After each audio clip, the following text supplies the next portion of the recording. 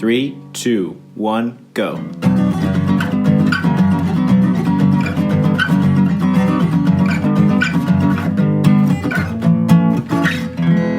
Welcome to Grounds After Rounds. How'd the workout go this morning? It was fun. It's a good one. Yeah. Kev, you're doing it this afternoon? Yes. Awesome. Cool. But yeah, I filled Kevin in on he's a longtime listener to the podcast, and this is just we're keeping up with the creek. What did we call it? Keeping up with the creek. Keeping up with the creek. Kind of like keeping up the creek. Kind of like keeping up with the Kardashians. Ooh, wow. Lucy will be Catching up happy with the to know that Kardashians. one. Does she like that show? Oh, yeah. Oh, man. Any of those crazy shows. She's like into that all the time. It's like, geez, I can't stand to watch that stuff. Jeez. I'm not going to say I'm going to judge people that watch that, but I don't understand it. But like I said, I think people feel the same way about me in pro wrestling. So people have their interests, people have the things that like tickle them, but I don't get it. I understand pro wrestling more than I do the Kardashians. So Yeah. I have no idea how that happens and the whole phenomena of YouTube and influencers and Lucy and Jenna talk a whole different language than me and Laura at points with these influencers and these YouTube stars, and I'm like, that's not a star. It's just a person that goes on the on a computer. Yeah. Anyone can do that. Right. So wait, I just go online and talk about this thing that I have, and people will send me money Or send me that product. Wait a second. It's that Hey, simple. Eric, that link that you sent were they all female professional wrestlers? Yes. That's Yep. cool. Yeah. That's a fun one, right? Yeah, it was. We're gonna have to try that, something like that. Yeah. Sorry, for clarification, the link was it's this. So I think it's this new TikTok trend or YouTube trend or Instagram story trend, where like so one person shows up on the screen and they look at their phone, they look at what time it was, they're like, oh crap, and they put their hand in front of the camera, comes back, and they're like changed outfits, and then they like throw their phone, and it cuts to the next person. They're like, oh, caught their phone and do this and come back, and they change outfits. So that's like this trend that's going on right now.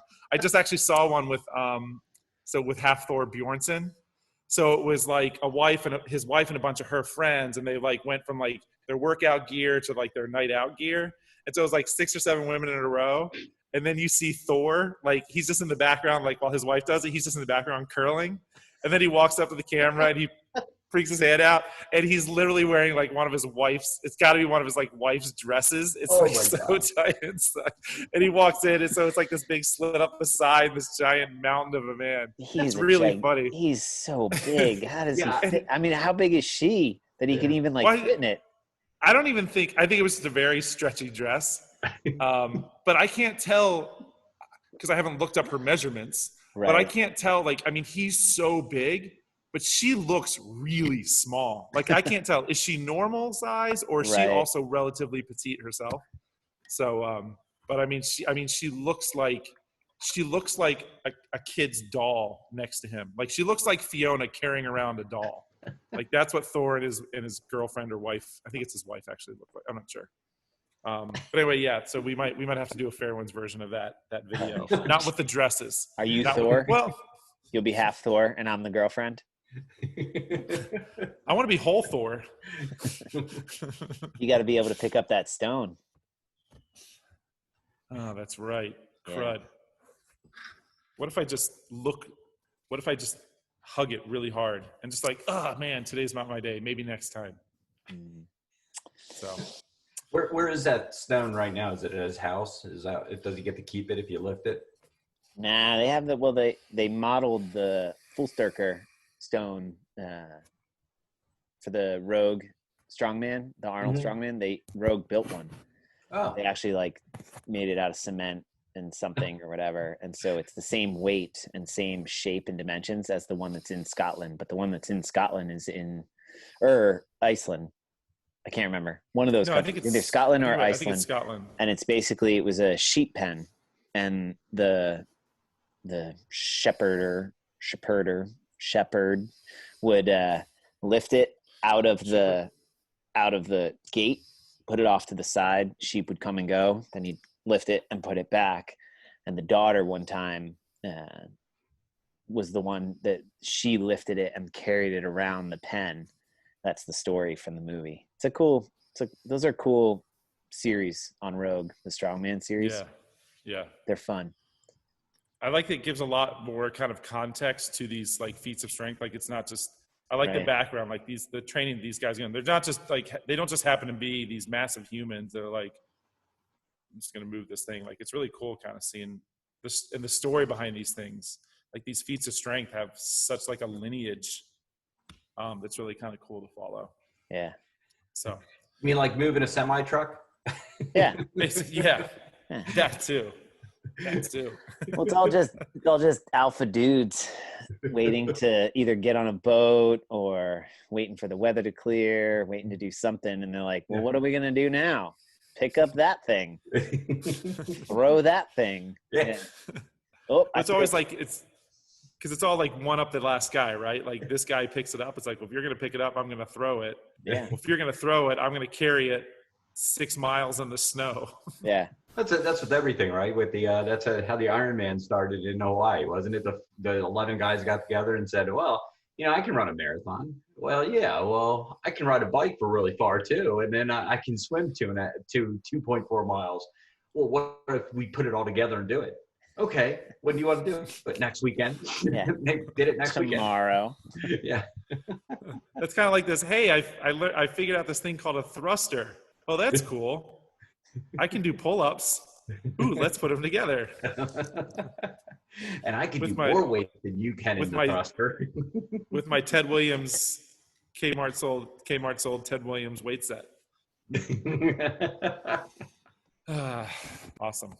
I think everyone had one of those, didn't they? That was like the right of being a kid, having your the plastic weights with the cement inside of them, and you didn't know what was inside them, and then finally you break one, and you're like, oh wow, it's just cement. Oh, cool. I'm pretty sure that's the weight set that KJ has found to use as a barbell. Nice. Because when we were doing snatches on Saturday, it was a barbell that was like this long. So her snatches were basically like clean grip snatches, but she's also like real low ceiling, so she's only like able to stop here. But the bar's like only with the weights on, it's only like this big. I'm pretty sure that's what it is. It's one of those like kid at home like lifting sets. So good on her. I'm sure that's all she could afford too after spending $75 on toilet paper. She spent $75. She said she completely ran out and she couldn't find any anywhere, and so she found like I think it was like a roll of 8. For like $75 on Amazon because she was like desperate. Oh, and just take a but shower. also like it also too like it only look right. That's what I think. But to each their own. Each their own. So speaking of their own, so I think we just get rolling. We kind of already have. This is already like gold. But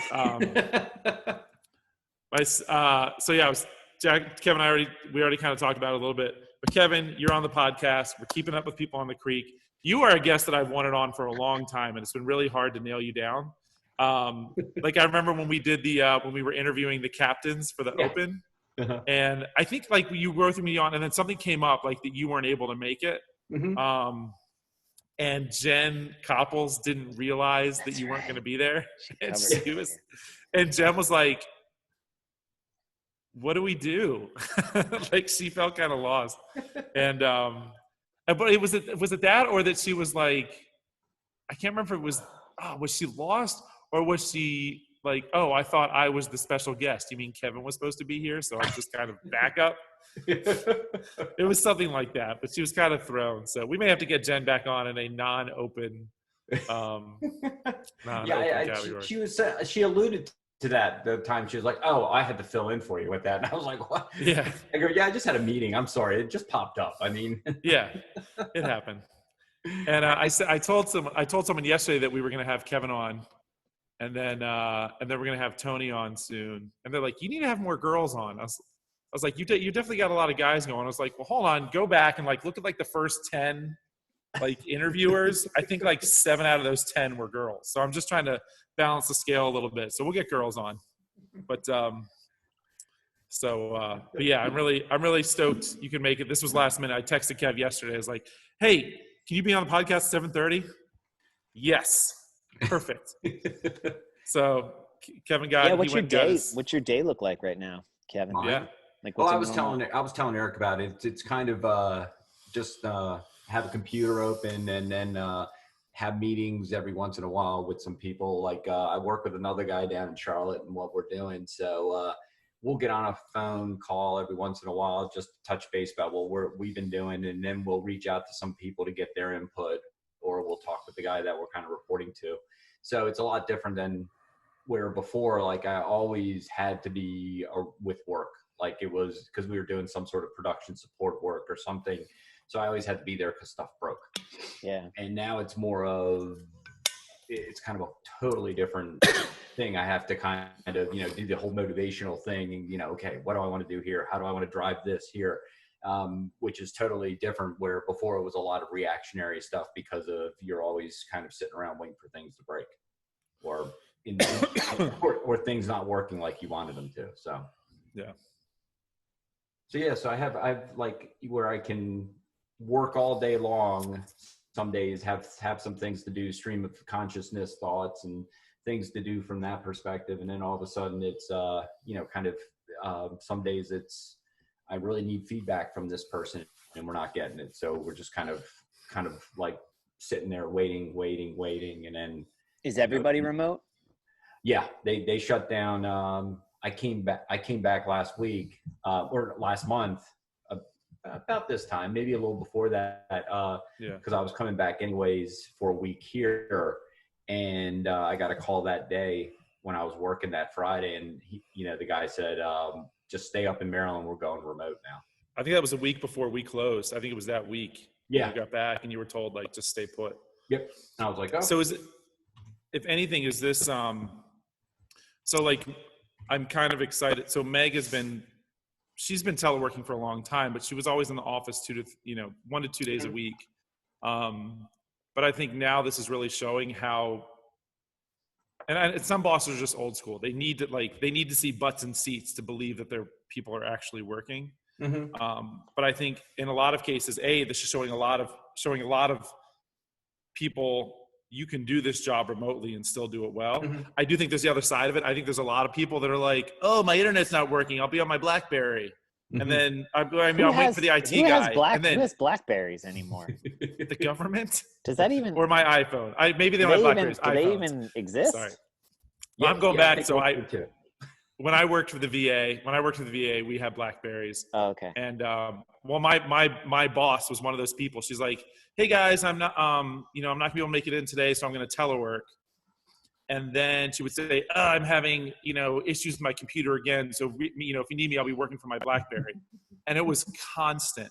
And I am 99.9% sure that it was her Wi-Fi in her condo didn't reach to the pool.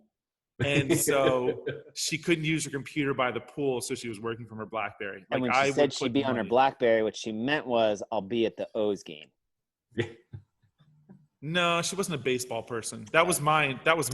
Oh, guys, my computer's down. I'm at the 12 o'clock O's game. But so my question is like, is this like, how much do you have to physically be in person? Like, is this a job? I mean, obviously you're doing it now, but you said it's really different. Is your job that different? Like when you're in person, like physically there, like, are you meeting people more face to face? Is it something that you can still do? Like, you're showing that like, well, we don't have to have these meetings in rooms, or when something breaks, are you physically going somewhere to fix it?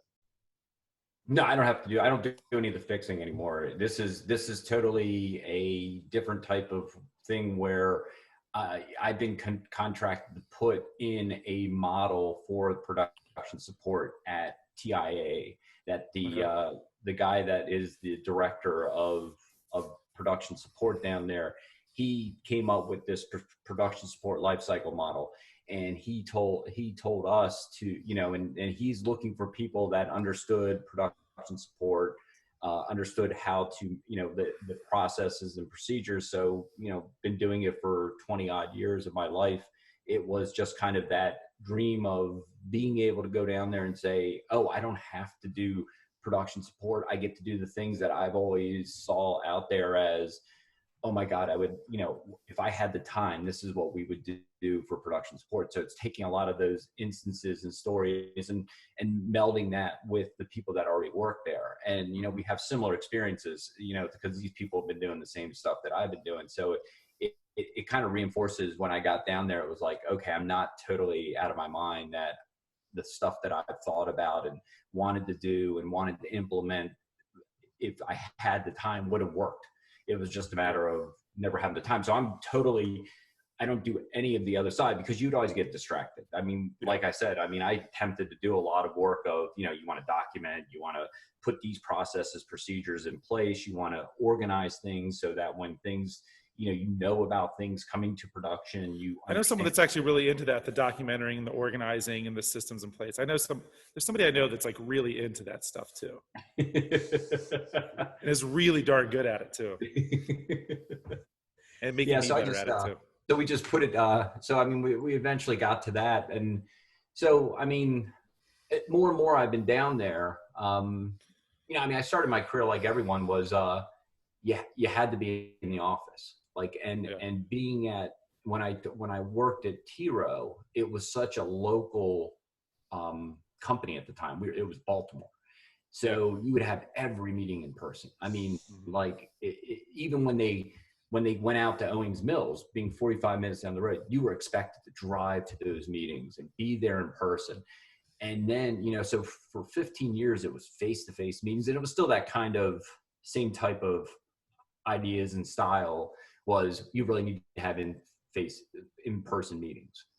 And then all of a sudden, when I went to Care First, they had people all over the country working for them. So, you would organize a meeting and you knew half the people were in the same building as you and nobody would show up. They'd all remote in. Oh, wow, yeah. Everyone would call in and you're like, this is crazy. And, at a point I was kind of like, you do see those where people, like you're saying, like, oh, I'm going to take this by the pool, or they're just not, they're doing 2 or 3 things at a time. Yeah. So is there a benefit? What's the cost to benefit ratio for you looking at something like that, right? Like you've kind of weathered the two sort of, the two extremes of that, workplace efficiency. And I think, and here's where my thought process on that question, we're kind of in the other extreme of that situation. We've removed the option of people to do face-to-face. And so now people are having to figure it out. Mm-hmm. I know from an efficiency standpoint, this is a shitload more efficient. Right? I can have this meeting and also still have all of my work available right here in front of me to be able to do. But obviously there's a cost too. So someone who's kind of seen both sides of that world, what's your kind of midstream assessment of it? Right now, I think what we're learning, and it's funny, we were talking about this yesterday, me and the guy that I'm working with, about how we get, when you come back to the more normal, what happens? Because companies have shown that they can work remotely now. And, so why, where do you, and even to the point of where those people before were essential, like TIA, some of the last people that left the building were the call center people. People would answer the calls because they didn't have that type of technology at home. Now they have it. So it's like, well, now could you end up reducing the space size of a building, get a cost from that by having those people work remotely? But again, you have to look at the other side of the coin. And this is what we were kind of talking about too, is, what metric, a lot of times with those people with the call centers, they have call metrics throughout their organization where they've got to they've got to be on the call for a certain number of minutes, the recordings. And, again, I don't know how sophisticated they were when they sent people home with this technology. They probably strung it together real quick and said, use it. So they might not have all the metrics that they have at the call center put together. So they can't really, get a good reading of, okay, this person's performing at this level. The expected level, doing these many calls, this sort of stuff. It might kind of be ad hoc at this point, and the only place they have that system is back in the office set up, and it only reaches there. So that, you know, that might be some of the offside from there. Personally, again, TIA is a very vast organization, as I found out when I got to Charlotte. They have a campus, which is in Charlotte, but then they have presence, of course, as a financial institution, you got to be up in New York City. They're also right across the way in Islip, New Jersey. They're out in Kansas. And then you have people that are just spread all throughout the country. They have a big presence in Jacksonville, the banking arm of it. So again, it gets back to the point where there's a lot of remote people. And, you know, even before this point, what I was thinking was, as I've been there almost a year now, was thinking of trying to reverse the dynamic of what I've been doing and work more up here from Maryland and then go down there every once in a while. Because again, you know, the only benefit that you get for those the being in the office is you run into someone and you can have those offhand conversations. Those are, I would say, the real aspect that you lose with the whole remote thing. You don't get those, just kind of run into someone and the office way, face the to office, face. office and hallway do that. Oh, hey, I get to put a face to a name, and just kind of like have that side conversation of, it happened to me down in Charlotte with one of the guys. He was walking by. We had talked to him on the phone, and he just kind of was walking by, and he's like, "Hey, are you Kevin?" I was like, "Yeah." I was like, "Joe." Who's asking? And I was, yeah, of course. That's the first thing. I was like, "Well, Kevin who?" Yeah. and then he goes, "Oh, I'm Joe." And, he just came in and sat there and talked for a couple minutes about, just anything. And, you kind of get that little more of a personal relationship with someone because, Joe has kids doing, this. And, you kind of just feel, I think there's a comfort factor when you're sitting there talking to them in person than over a phone. And I think the other thing that we're seeing here, and I think it's going to be people are going to go to, is using like this Zoom stuff. I would, a lot of people, they have that capability to do it, to use video conferencing. And right now it's not used. I feel that companies are going to say, yeah, we can do a little more of the remote working, but when you do the meetings, I want them to be like video. And you even see Microsoft recently just started ads about Microsoft Team. And that's their product. Basically, it's this. And you can do everything you do with Zoom, but you do it all with the Microsoft suite. And they're going to do the same. I think that's what, I think that's the next step in this remote working is that you have to use the video more. Where before a lot of people to me, I never used the video. Everyone shied away from that. And they're like, that's exactly what Chad was talking about last week too. That he was always real hesitant to use video. He would just do phone. Yep. But now that's kind of the social dynamic or social pressure is the person who when they dial in, it's that, and all you hear is their voice. Everyone's like, "Yo, dude, what's up?" "Oh, sorry. I guess I'll just use my camera." Yeah. Right. And so, yeah. Yeah. And I think, oh, I'm sorry. No, go ahead. No, I was just going to say that I think more and more that's got to be the expected means. This is what we're learning out of this situation. The abnormal. You're going to see, you're going to say, "Hey, I can have a company that is more remote.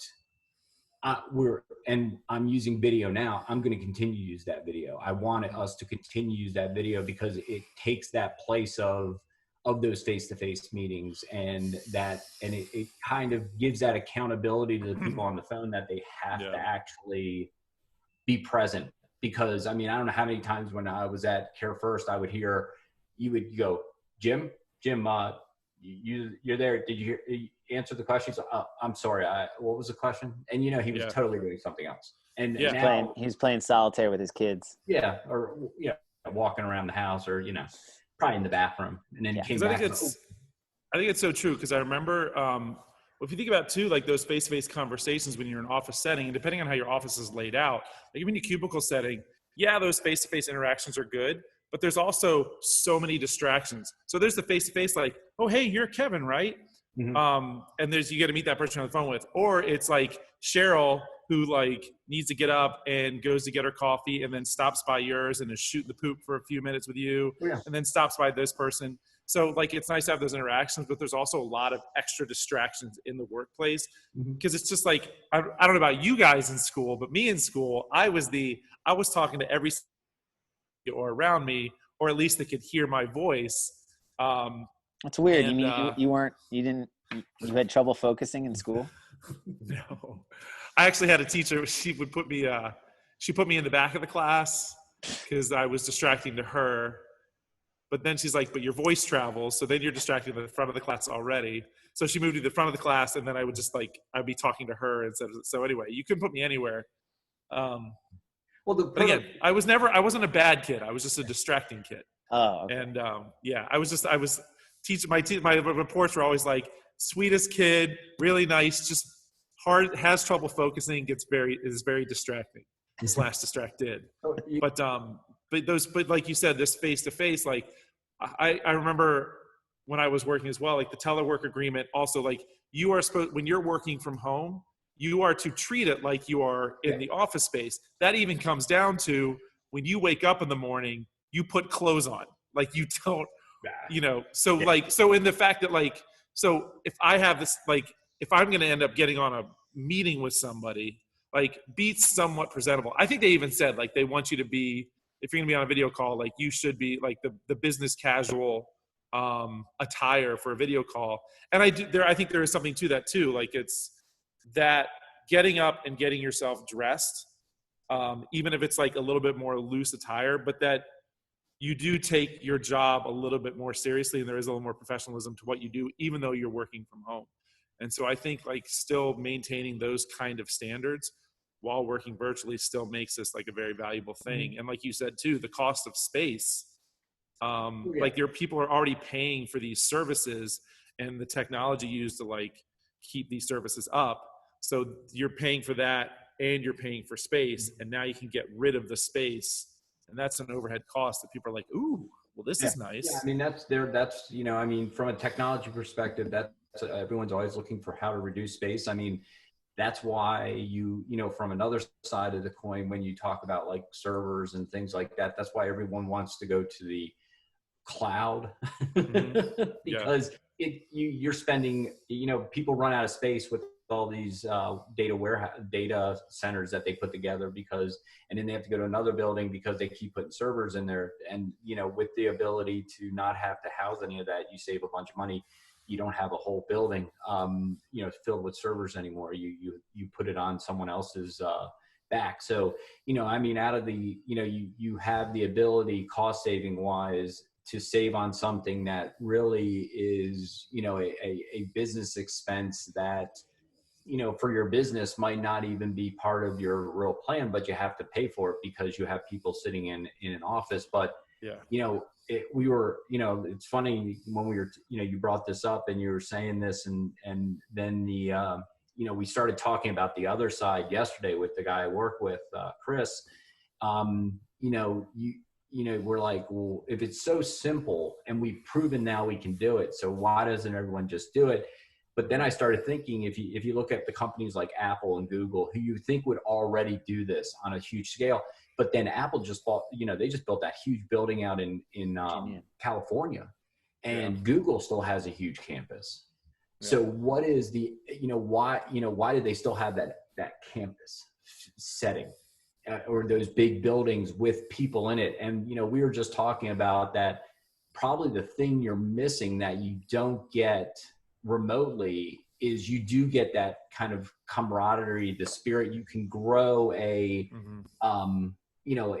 business mentality. Esprit de corps. Yeah. You can create that type of, Apple does this, and you can, because I know at the campus down in Charlotte with TIA, you're plastered with TIA stuff all over the place. You can, for better words, you're doing propaganda of. What do you guys call yourselves? What's that? What do you guys call yourselves? So like if you worked for IBM, you're called an IBMer. Oh yeah, we did. Do you guys have do you have a cultural identity? I don't know if they do there, since I'm contracting to them, so I don't really have that. It's just a great mishmash of people. Yeah. Get it? Exactly. Mishmash. Whoa, See what I look at did? that. But I'm just kind of playing off of what you're talking about, Kevin. But right, like that's, I mean, people who work for Google, I don't know what if they call themselves Googlers. Yeah, something. Not. They do have a name, but for they have themselves. but they have an identity. They have a cultural corporate identity. Same with Apple. So I'm in agreement with you that you can't. I think you can't really create that virtually. I think you can extend it, and I think you can keep it alive virtually. But I think there is something to the power of physicality and being in proximity to each other that allows that cultural identity to form and then grow and exist and sustain virtually. But it's difficult. So in also flip side to that is a group that started online programming in an online community, the street parking folks, Miranda Alcatraz and her husband Julian. It's a 100% never had a physical brick and mortar. Their whole company is out of their house in their garage. The idea of street parking, like find some parking on the street, and because I get it. Because you move your car out of the garage to park on the street so that you can do your workouts in your garage and in your driveway. And they're 8,000 strong, I think, last time she posted something in one of the blogs or whatever. It's huge. I mean, I think they're the leading, maybe outside of CompTrain, they're the leading CrossFit online SaaS service, something I can never remember what that acronym stands for. But basically the on-demand service. What is it? If it's SaaS, software as a service. Yeah, software as a service. Yep, there you go. Software as a service. Yeah, they're a SaaS industry with their product, and they 100%. But so what's interesting is she was a level 1 flow mat. Like she's been in the CrossFit space, in the CrossFit world. She's one of the original, doing videos of her doing, girl workouts and named workouts and blah, blah, blah. She's been around forever. I think her skill set was taking that knowledge of how to build, and she owned a box for a while, how to build that community and then how to replicate that electronically and virtually on the web with their online system. And so it's an interesting, that's why I'm intrigued by your observation of that. I think this is where you take the money that you save on space and put it aside for the annual conference in Vegas. Is that enough? Right? But no, I mean, that's how you do it, right? But is it once a year isn't enough? Like especially with virtual, all of a sudden you realize just how important the things you can take for granted with a physical space is, right? Like let's say the work room or the production room or the break room is, it's okay. Maybe there's some snacks in it and it's dirty from time to time, but it's a physical space for people to come and collect and talk and whatever. And if it's kind of crappy, like nobody really cares, it's no big deal. But now let's say that idea, the function that the break room serves to bring people together, if you take that same attitude with your daily posting of, whatever to your community, and it's shit, right? It's going to atrophy so fast. So now that sense of your consistency, the quality, the clarity of the message, like you've made a promise to your community that you're going to be somewhere at a certain time in a certain way. And you don't get the liberty of not hitting that mark perfect every single time because of the virtualness of it, that it has to be like perfect. And that, you know what I mean? So it it identifies the function. It serves the same function, but the power of it is so necessary. And so it's kind of an interesting, can totally be done, but I agree with you, Eric. Like the money you would have spent on paper and pens and pencils, you spend it on quality production team. or like that extra nice camera or the better sound quality or whatever it would be, for the function of making you, Kevin, the recipient of that, feel like, yeah, look at this. This is pretty I've removed all the obstacles. Or like if I'm asking somebody to do a workout in their house, their welcome aboard package, where we give them a t-shirt when they finish foundations, their welcome aboard package is a foam roller, a tripod, a light, and a MacBook. No, t-shirt, MacBook, same price point. It's all good. Some people, Kevin's like, can I do foundations? Can I start foundations next month? But right, like that would be, so, you know, the money you save in, now you don't need a 3,000 square foot gym, you need a 400 square foot studio. And so the money you save in your rent, you return that back on, I mean, all joking aside, like, yeah, like maybe it's a Chromebook. Like every member who joins gets a Chromebook for their workout. I don't know, something along those lines. If that's what your shift is, and we're taking it spectrum, right, on either end of the spectrum.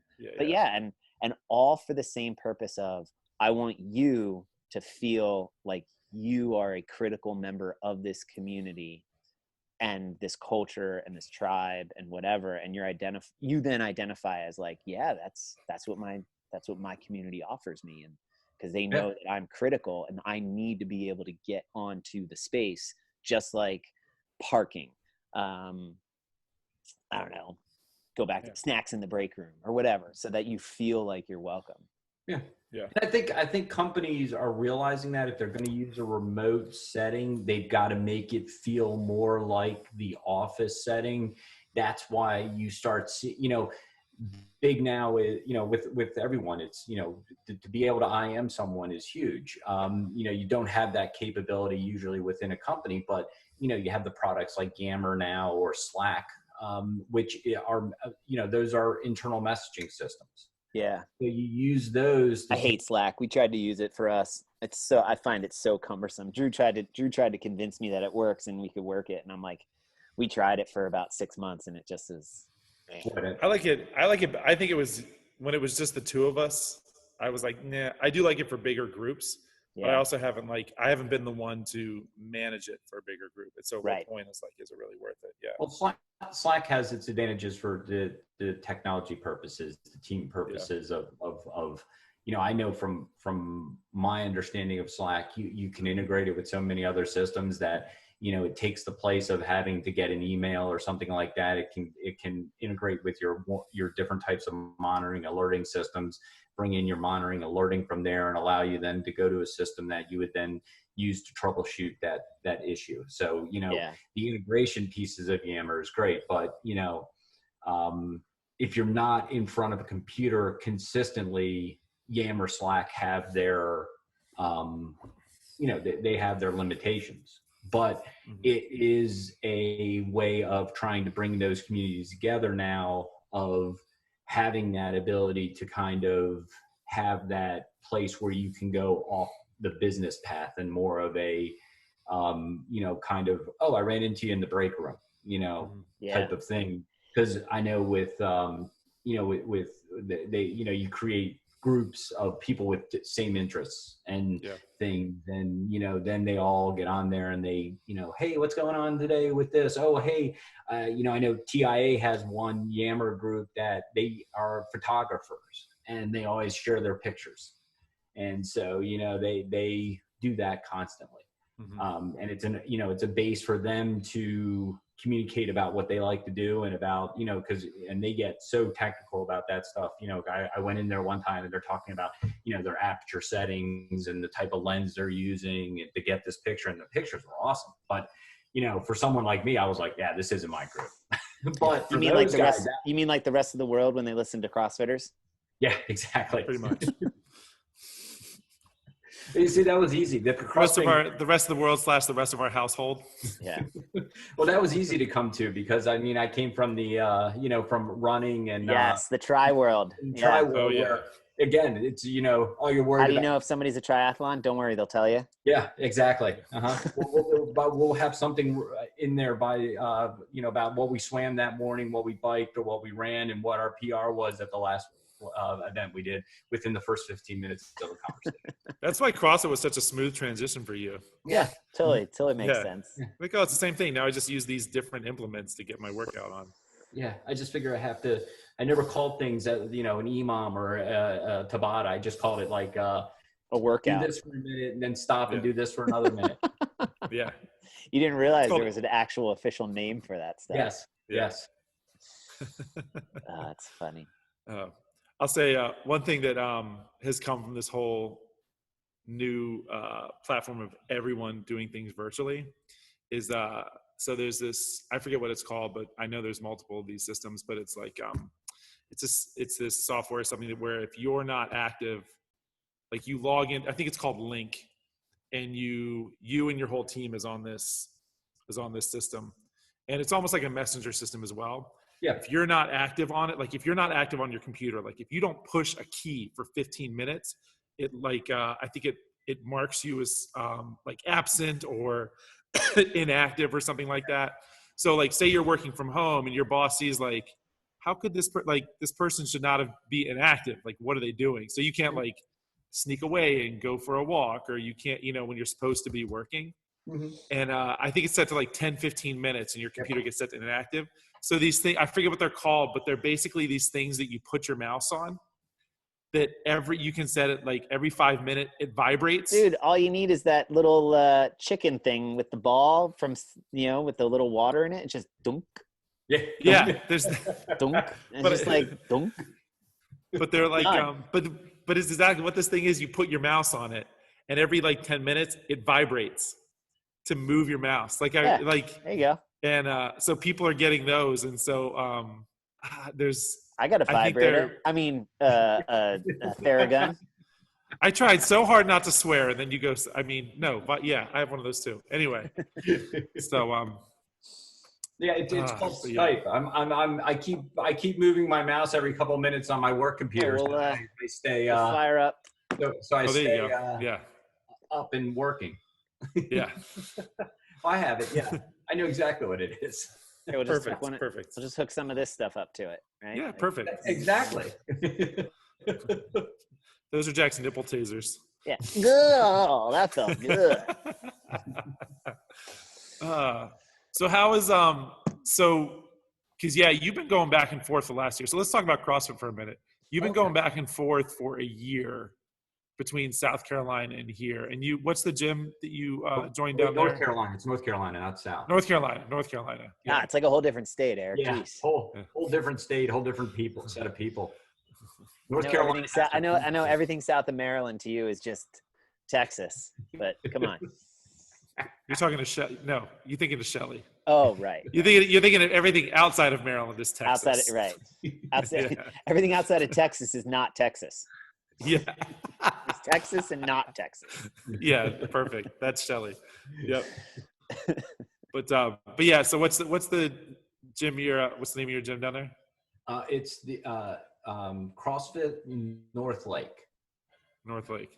And so they're on the southern side of the lake? Yeah, exactly. No, they're in North Lake. That's what the area is called in Charlotte, where they're at. So. Gotcha. But it's just a name. It's just a name. It's actually a pond. No, there's actually no water near it, so I don't know where they get. That's awesome. Where they get the North Lake from? Those North Carolinians. Yeah. There was this episode of The Simpsons where it was I forget what it was, but it's like if you I think someone was trying to sell a timeshare it was something called like Monster Island. And like, but don't worry, it's just a name. And then it cuts to people running from monsters on this island. And they're like, I thought it was just a name. I thought Monster Island was just a name. It is just a name. Monster Island's actually a peninsula. So that's so how's it been now that you're so how often were we able to go? So you were gone for like 2-3 weeks at a time. You come back for a week, go back. where you go like, so right now, like, I mean, you've always been super consistent. Like I think 5 days a week, at least, pretty consistently. Are you still able to do that while you're down there as well? Yeah. That's again, the good thing about the, they offer a variety of classes, so it helps that from that perspective. But then again, with the position I'm in, I'm able to really have consistent hours where I'm not sitting there working, like coming into work one day and then next thing I know, I'm there until 8 or 9 o'clock at night. So, the consistency is I could get there.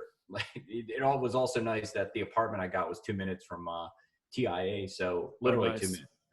So I could literally got in my car, drove, it took me 2 minutes, and then I could be back at the apartment in 2 minutes. So, I'd get there early in the morning and, leave by like, between 4:30 and 5 usually every day, and then make a 6:15 class. They had a 6 o'clock class. I'd make their 6 o'clock. Yeah. Nice. And so that's nice. I know when people are traveling for work a lot, like talking to Chad, it was so hard for him to find any consistency in his workouts because he's back and forth. But he's gone like 3 or 4 days at a time, travels again, comes back home, and then it's back 3 or 4. So that probably helps that you're in the same place for longer periods of time. And that was that was one of the things that I was thinking about when I made the move there, is that I could come back every weekend if I wanted to. Still could do that. But, just to but I felt that to kind of just adjust better and have not only consistency for work, I thought was the biggest thing, is that it would give me the ability to have a little more consistency with what I was doing, have my feet on the ground, understand, and be able to kind of get that firmed up. And then kind of CrossFit came as a secondary piece of that. Very, very quick secondary piece. I mean, I was there, I got there that Saturday, and I think it was that Sunday where I sent an email over to that gym and to North Lake and, said, hey, I, just moved down here and I want to stop by and check out the gym. And I was there then on that Monday. So nice. I really started picking it up at that point and kind of, the nice thing about with, just like you guys, they're flexible with, what I'm doing and, kind of explained to him, said, look, I won't be there the entire month. I can guarantee you I won't be there an entire month. So can we work on an arrangement with the price? And they were fine with that. And then, the other side of the, with what's happened here, I, even contacted them and said, hey, can we put the membership on hold? They were fine with that too. So cool. Now, so you felt like what? Go ahead. No, go ahead. I'd say, so it's not like you went in, like you clicked right away with that gym. Like that was like, cool. Because I felt like the way when you started coming here, like you came in, because I can't remember when you first started. Had you ever done CrossFit before? Oh, no. Mm-hmm. Yeah, because you came in and you're just like, you just were like like you're one of those people. You walk in the first day and it's as if you had been here for years. Maybe not your squat depth, but like just the way you're just like the way you interact with people and the way your comfort as with coachable as you are, and you're just and you're like, yeah, sure, whatever you need to do. Oh, yep. I mean, you're good to go. Someone said this could easily be a 60-minute podcast on chalk. Yeah. We'll leave it alone. We'll leave the chalk alone. And, but I mean, it's different dynamics down there. The other people, the athletes are young. So it's definitely younger. Yeah. Younger. Yeah. I mean, when you have someone that's walking by you going, oh my God, my back is killing me. And I'm turning 30 next week. And I'm going, I go, wait till 40. And then your back just hurts when you wake up in the morning. So just wait till you get to that point. And, I mean, and definitely the conversations with the different athletes really revolve around CrossFit 24/7. They're all, very much talking about what weight they've lifted, what they're doing here, what they're doing there, where you kind of find the outside conversations that are, you see at Fairwinds all the time, are somewhat limited. Not to say that not all, everyone is like that. But, a lot, it's where the Just people different are dynamic in their lives. I mean, a lot, like I said, a lot of them are probably single or just been married. So, they have a whole different dynamics of what's going on. I mean, so it's kind of funny. I mean, one girl was pregnant when she worked out probably 2 weeks before she had the baby. Yeah. and it was like, going that whole different dynamic of, Well, didn't Joan work all the way up? Like, didn't she work out like in the morning and have Lucia later that day or something like that? Yep. Yeah. That Like, wouldn't surprise me. yeah. But that's cool. Like that's something I was curious, because you've mentioned that before, how it's a little bit younger crowd. And is the programming that different? Do they throw in the strength portion? Yeah, they do. Like the AB. They do a strength portion at the beginning. And then they throw in like a regular workout at the end. And usually the things with theirs is that, and I'm kind of torn.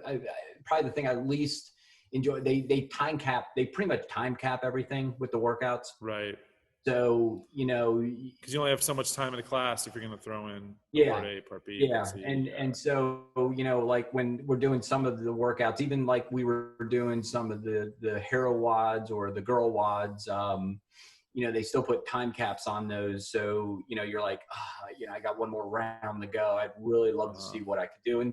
But then, depending on when your class is, how crowded the next class is, they're flexible enough to let you finish if you want to. It's like a soft time cap, Yeah. And they're like, if you want to go over here and kind of estimate your time, and I'm like, oh, okay, that's fine. But, take your barbell out back, finish up. That's fine. Yeah.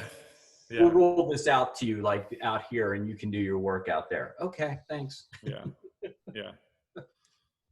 Nice. Do you feel like do you feel, because you've been going, like you've been here for a while, been here for over 2 years. I feel like I think you're one of the first people in the door when we opened.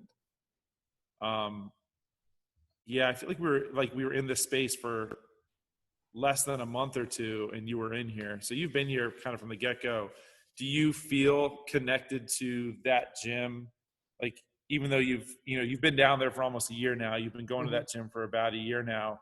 Do you feel a connection to that community, or is it because you're back and forth so much? Is it just, this is the gym I go to when I go to the gym, I go to work. This is just my routine when I'm down here.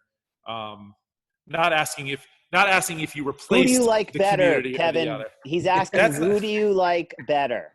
That's not what I'm asking, because we all know who he likes better. Yeah. But like, is it like with that, you had built a foundation here because you were here every day, every week, every day for almost 2 years, a year and a half or whatever, but you're back and forth on that one a lot. So have you built that relationship with people down there? Or have you replaced him? Like he's trying to find out, have you found another Eric? I'm asking, is this not a legit question? Can I mute you? Can I mute Jack? Do I know? Because I'm not the host. I got all God privileges, my friend. Son of a bee sting. I think it's a legit question. It's a good question. Yeah. I mean, I don't think I've found the same type of community that I did with Fairwinds, and I think part of that, again, it's the stages of life where the people are. Right. Yeah. And, the conversations at Fairwinds are a lot easier because there's a lot more commonality, a lot more conversations outside of just gym things. Right. I think that's, it's home. This is still home. Annapolis is still home. Your kids go to school here. Laura's here. You know what I mean? Yeah. So it's not a hit on that community or those folks down there, because that's their home. Yeah. So that's probably why their conversations are more for them a deeper, richer sense of depth. And contextualization and relativeness for them. So totally. It's actually Eric, I think not secretly, but like it's a really good question, because it's in that same vein of what we were talking about with Kai and Rye about when Ryan was looking to move jobs, she said, if I find a CrossFit box that I like, I'm not going to take a job. Like CrossFit kind of became that if I don't find one that keeps me here, then I'm good to move. But then she found us, and it was the thing that kept her here. I've heard that before. A lot of times folks, it's the third place. It's the third place phenomenon that we serve. You got work you, home you, and then there's that sort of question mark nebulous third version of you. And oftentimes that third version of you, for people, it can be their church. It can be their, local sports club. It could be, now it's the CrossFit box. It used to be a barbershop. It's your bar. It's your restaurant. It's whatever it is. It's that place where you get to go be a different version of yourself that satisfies all of the things that isn't getting satisfied, all the things that aren't getting satisfied at work and at home. And it's powerful. It's necessary. It's the, it's the hunting tribe that, we'd all join up with, or, the art club or whatever. So I think that's a legit question, and it's a cool answer. I mean, it's the same thing with, it's the type of model you have throughout life. I mean, you start out with, family, then you introduce school, and then, that you have that third group, which is your friend group. At that point, totally. You're young, and, that takes that, allows you that third person. And then as you get older, the friend group, you all kind of go your different ways. You have different responsibilities. It needs to be replaced with that third part, as you were saying. So it's like, what is that third of the person that now makes up that third part that you need, that you're so used to having in your life. Yeah. Now it's like, oh, I want to have that, it's somewhat of a friend group again, or, what you want to do, that association that, kind of allows you to have that third part of yourself that's not home or family, but it's that third part of you.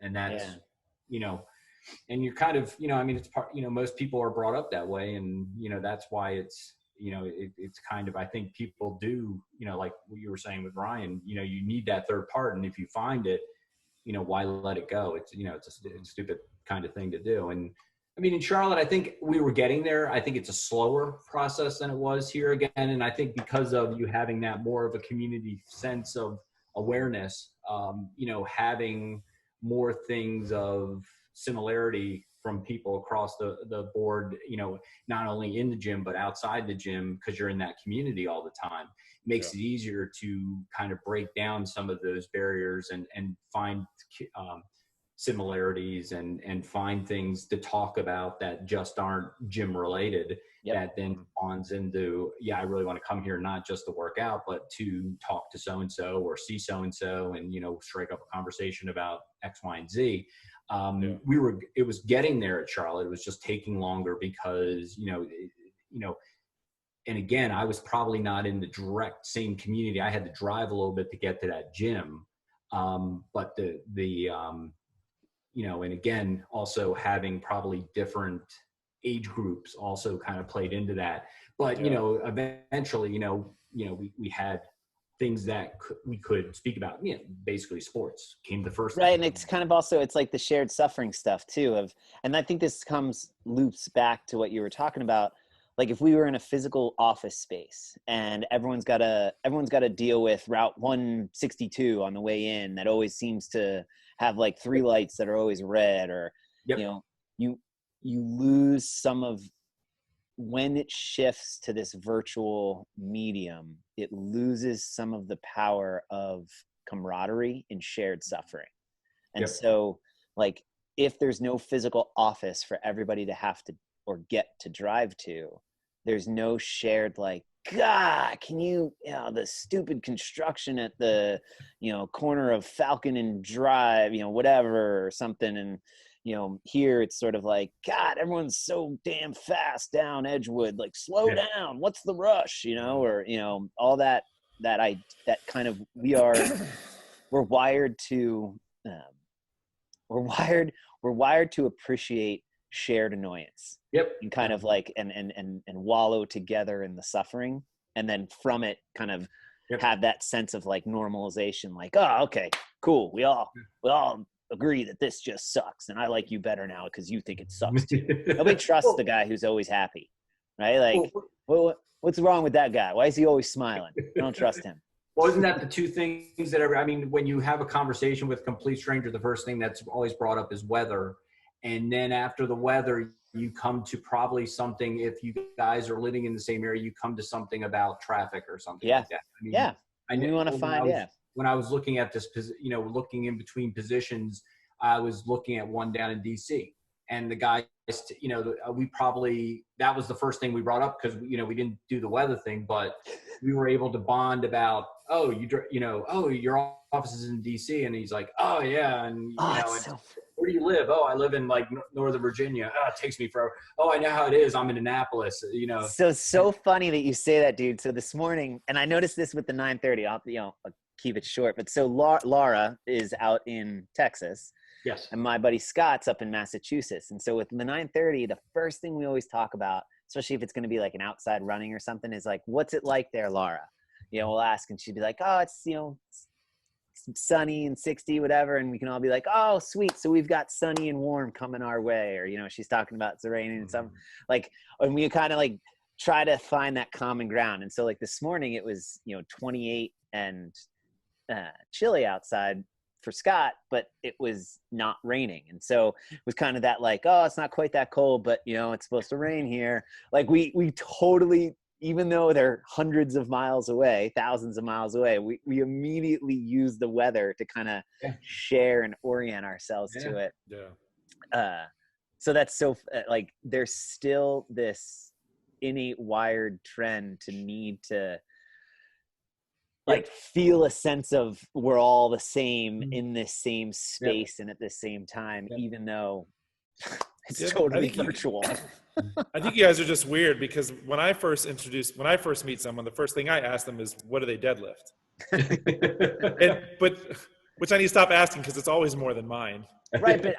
And as you joke, but what you're doing is like, you're giving that common ground of somebody who maybe they don't like deadlifts or maybe they like deadlifts or whatever. Like it's still your innate emotional intelligence to give a bridge between whatever, like there's probably a million differences between you and that person, but you equalize it or familiarize it and create this sense of similarity with this very simple, objective, external thing, a deadlift.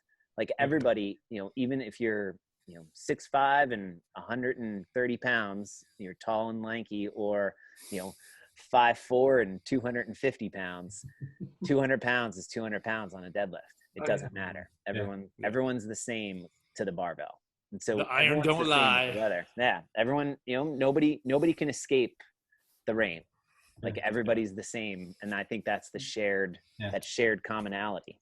And I think the one thing that the easiest way in a CrossFit gym to break the ice with people and start getting people to, relate to you is bitching about the workout. Yeah.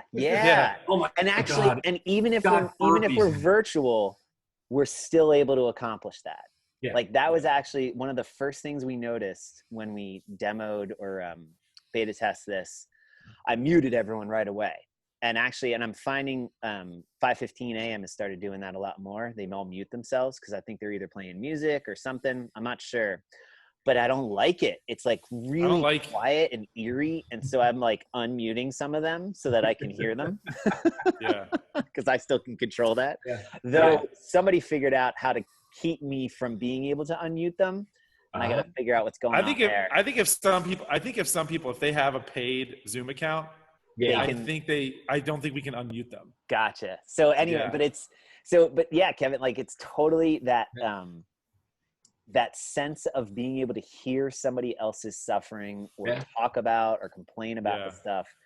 Yeah. It's kind of a cool, you don't have that, you don't have that same type of reaction about, oh man, I just lifted so much weight over here. It's never about that where you're kind of making that connection. It's always about the negative pieces of it. Burpees in it. I don't know. Running again? God. Yeah. I even asked I think it was yesterday. Like I tried to ask people, I was like, what was your favorite part of that workout? And they're like, I hated the thrusters. I'm like, I'm still even like trying to like I asked direct it toward like the Yes. My favorite part the was thrusters were the worst. Yeah. But then they'll tell you afterwards. It's like, yeah, I hated the thrusters. The step ups weren't bad. And it's like, I had to get through that to get there. Yeah. Those step ups were just like, they weren't bad. They were just like, take forever. Take forever. We just did it. Right? Yeah. Like, they weren't that bad, but we got to find the part. We got to find the part that we dislike. Well, that's actually cool. That's a really cool perspective, man, of kind of seeing how the experience with the CrossFit gyms models kind of this experience with work, and it's this dynamic and this we're still figuring it out, that this is 100% opening our aperture of what's possible with the virtual element. But it's also identifying things like, oh no, I really do want physical connection and space, but not at like this can't be done, or it has to be this way. It's just opening, and then we haven't figured it out. I think it'll continue to develop.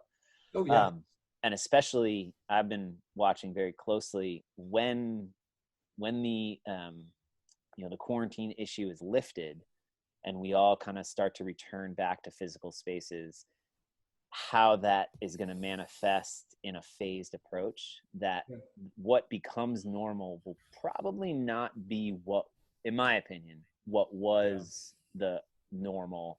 Like, it's going to be something different, and it'll probably be a fusion or a blend of the two worlds, and kind of what that looks like moving forward. It'll be, because you're either going to have, I think in some spaces you'll have a big bang effect. You see it with some of the beaches and things like that, where they did that because, it's open.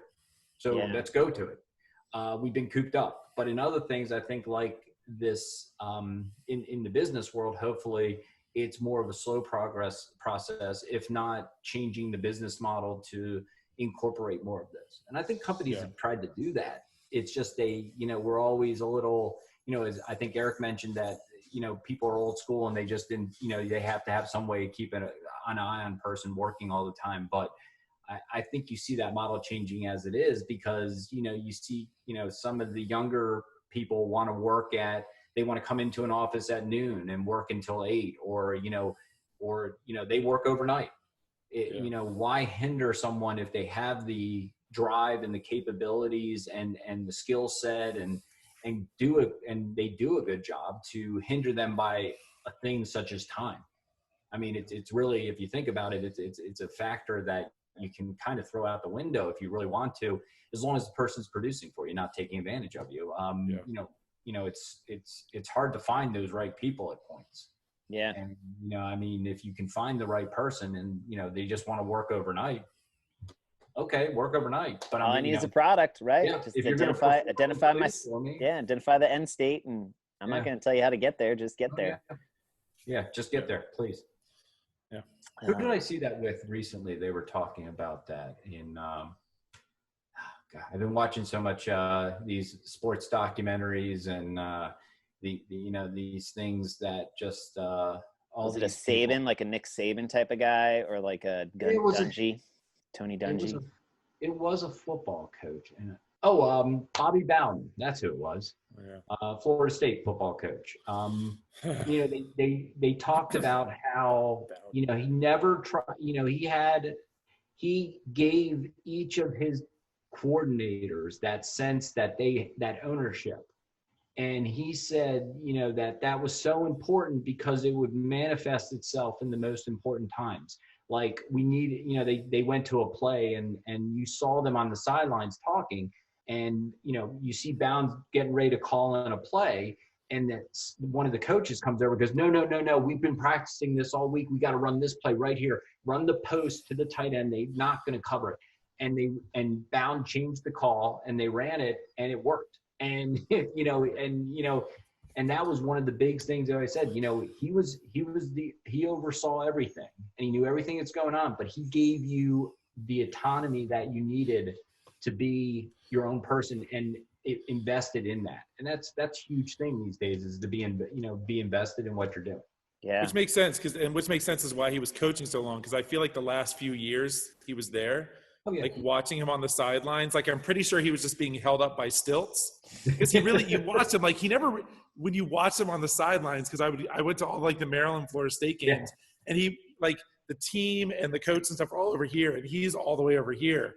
And you don't see him like stepping in, you don't see him doing this, which makes sense, is because like everyone had their job. Like I'm pretty sure was Jimbo his he was one predecessor? Of the, yeah, and he was the offensive like coordinator. he was running the program basically, like, but I think he was like Bowden oversaw it, but he was like the Bobby always had the last say on everything.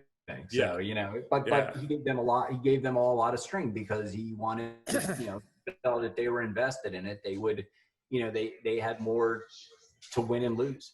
Yeah. Well, speaking of last says, Kevin, we'll wrap this up. As a longtime listener, our move is to do these gratitudes at the end. Make it simple, make it as complicated, make it as small, as big as you want. Go. I guess my gratitude is just you guys. And you probably have heard this now on every one of these with the Zoom call and everything, because it's not why we do this. But no, I mean, I appreciate you guys from the day I walked in that gym till now. Just for the factor is that, being able to be as flexible as this and allow us to continue, to work out and, work out effectively has been fantastic over this time. I think if I didn't have it, I would probably be bouncing off the walls here. Nice. And so I greatly appreciate what you guys have brought to me over this quarantine period, as well as over the 2 years that I've been with Fairwinds. So Thanks, buddy. Thank you. Thanks, dude. Well, I'll give you mine. Mine's pretty straightforward. I was these last 3 support your local box workouts. I will say that I've found these probably more fun than any open workout. That's not true. I mean, there was a couple open workouts that were just ridiculously fun, but I really have enjoyed the simplicity of them, and then the sheer volume of flexibility, even to the point where I was talking to somebody about. I think moving forward, it's kind of reshaped my idea of how to do the open. That there's either RX or everything else. Kind of it's Texas or not Texas. And so the whole like rigidity. Ooh, that could be the open theme.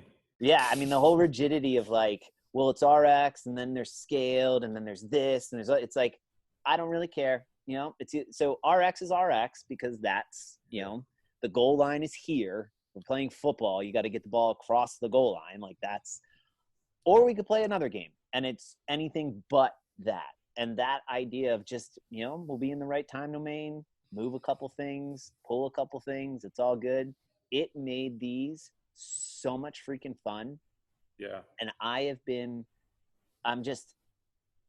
don't know why I'm so surprised, but I am infinitely impressed and grateful for the way CrossFit put this together and made it simple, straightforward, and yet so effective. I mean, that first workout, dumbbell snatches, push-ups, and squats, right? Super simple, super easy. Holy crap, exhausting. And then yesterday's same thing. Like, you want to make it harder, just go a little bit faster. Don't put that dumbbell down. And it was pretty awesome. So I've been really grateful for them consistently delivering since February of 2001. They have never missed a day posting online. Now, I want people, think about that. For 19 years, over 19 years, they have never missed a day posting a workout, whether a workout or a rest day. Have you done anything in your life every day for 19 years other than, you know what I'm saying, Aaron? Other than going to the bathroom, have you done something every day for 19 years that is like, a job or a responsibility or something? If you put that like in perspective, like that's how consistent that organization has been. and they stepped up. And so that's my really long gratitude of like super grateful for them reminding like this stuff does not have to be complicated and it can be really freaking effective. Anyway, that's mine. It's a good one. So my quick short one is Kevin. Like, thanks for being on. Like I said, it was why I want to get you on. And you're just, they said from day one when you came in here, like I give you a hard time about like the squat, like your depth in your squat. But I expect you're a triathlete. Like you came in with tight hips. But like you were the guy that after class would take like an extra 5 minutes just to work air squats and sit down at the bottom of a squat. And you did that consistently. Or you're the guy that, you know, took that extra 5 minutes after class to work on mobility. And it's a long road, but like, I just thinking about where day one to where you are now, like, and got, you know, anything that has a run in it. Like I get excited to watch you do any workout that it's a run. Cause Kevin's a metronome. Like those runs are so consistent, regardless if it's 200, 400, 600, 800, whatever. So you, Kev, like big gratitude. And I'm just gonna say that for all the guests, cause I think I've not made that a gratitude on them in the past, but like, yeah, the person that's on here is always along with everyone else. And then another, just quick, simple gratitude is, I use my family a lot, but that's who I spend a lot of my time around. But Fiona, this week, all the playgrounds in our neighborhood are roped off, because of all of this. And Fee it's being in her mind's got to be tough because she doesn't understand what's going on. The playground's closed. Like, and she keeps saying this, like, playground's closed. She said to us the other day that she misses her friends. And it makes me really sad because she doesn't really understand why she can't see her friends or why she can't go on this playground. So she was on the playground. She ended up crawling underneath the netting. And I was like, no, come back. We can't go on this. So, and I was like, sorry, Fee, like, we can't get on that right now. You know, when it'll reopen soon, I hope, and, you know, we'll do that. She immediately went over to a tree and started climbing a tree. And I was like, ugh, she's so awesome. Like, she just was like, whatever. And like went and started climbing a tree because she really wanted to climb something. And like having that, like, I'm grateful for like that little reminder. Sometimes it's like, you work with what you got and you make the best of it. You know, she's not complaining about, like she said, she missed her friends, but she's not complaining about not being able to go see this person. She's not complaining about not being able to go do this thing. She just kind of moves on to the next thing and goes for it, which sometimes is, I think, a good mentality to have. So that's mine. 2 of them. Nice. Cool. Awesome. Cool. Well, thanks, Kev. Well, thank you guys. I appreciate it. Yeah, man. Thanks for pleasuring us. Or it's been our pleasure. I forget. Did I say that right? Virtual pleasuring. I like that. Thank you. Yeah, it's beautiful. That's a whole different industry, guys. Awesome. All right, cool. Okay. I'll see you at 5:15 tonight. Yep, I'll be there. Thanks, guys. Talk to you soon. Awesome. All Thanks, right, Kev. bud.